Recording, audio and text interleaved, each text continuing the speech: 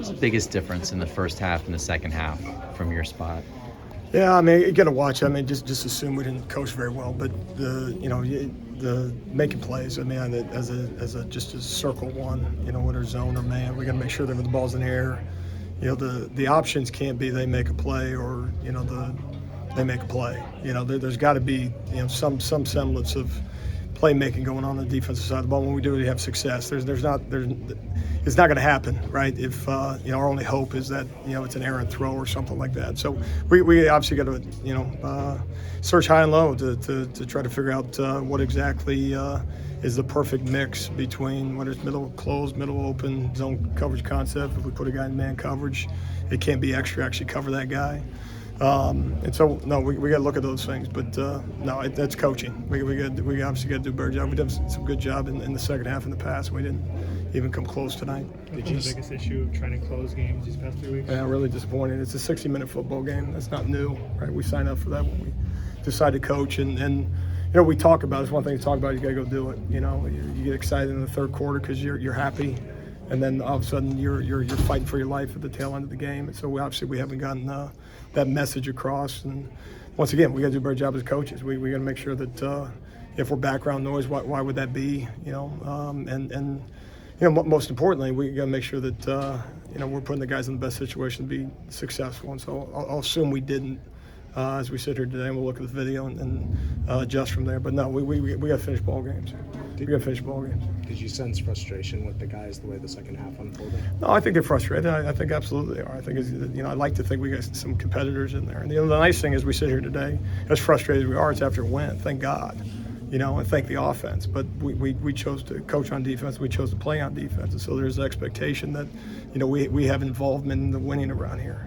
But thanks God, we can correct some of these things after a win, and maybe despite my demeanor, I'm certainly excited by that. We can be both. We can be excited by a win and pissed off how we played.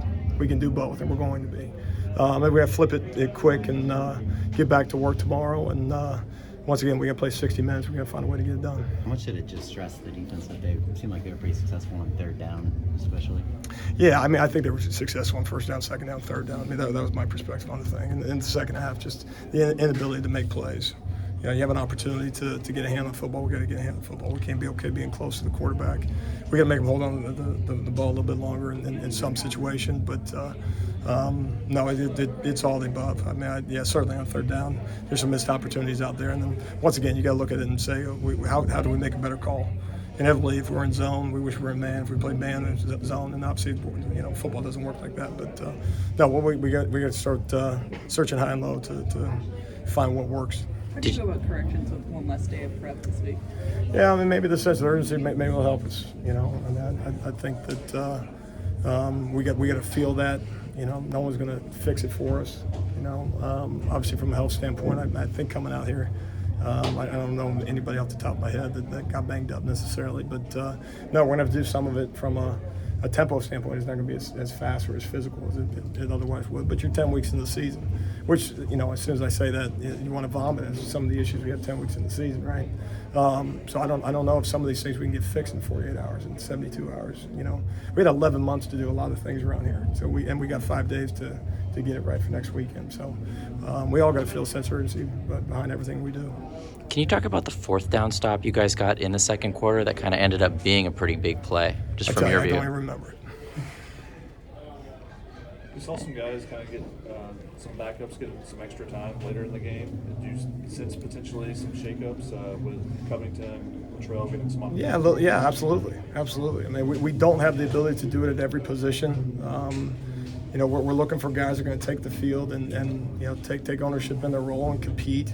And like I said, we're trying to find playmakers out there. Guys that are going to win when they're not always the unblocked guy. Using the defensive front as an example, or a linebacker. Guys are going to strain and go punch the ball out. We talk about takeaways. We're not getting enough of them.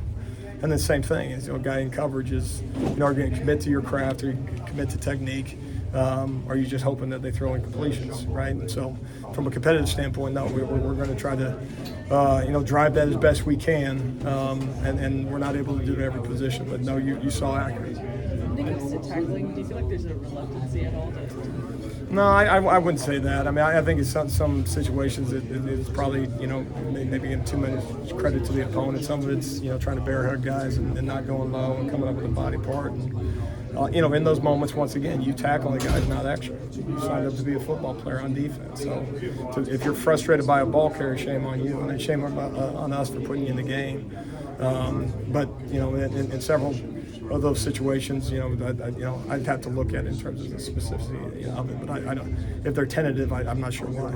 Let's do one more. Just in terms of the turnovers, you guys were able to force so many in the season. What's really changed since then? Yeah, I mean, you got to get a hand on the football. I mean, that's inevitably what it is. I mean, the tip ball doesn't tip itself, right? You know, you got to make sure that you're in zones for a reason. You know, we talk about spots and zone coverage or starting points. It's not how you finish the down. And inevitably, if we play zone coverage, we got to make plays in zone coverage. And a lot of those takeaways were, and we're trending in a way that you know, to have an opportunity to be a good zone cover, and then all of a sudden, man's a real weapon for you. And then vice versa. And as we sit here today, right now, you're trying to search for, you know, what can you play 2 times in a row and actually feel like you have success, and you can find a way to make a play. And so no, that's inevitably what it comes down to is you know, what is pass rush? 11 guys doing their job, and if we do that, you get a chance to get the ball out. All right.